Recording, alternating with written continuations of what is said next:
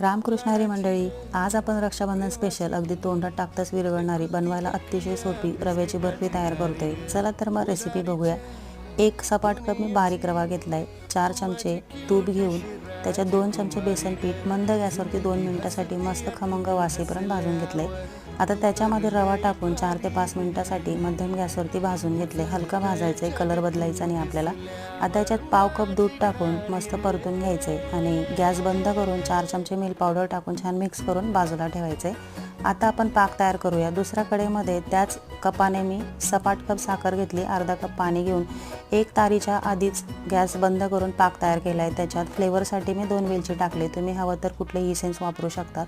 आता रव्यामध्ये मिक्स करून छान घट्टसर गोळा तयार करून घेतला आणि ताटाला तुपाचा हात लावून वरून पिस्त्याचे काप टाकून छान बर्फी थापून घेतली। अर्ध्या तासात अतिशय मस्त बर्फी सेट होते। सविस्तर रेसिपी पाहण्यासाठी चॅनलला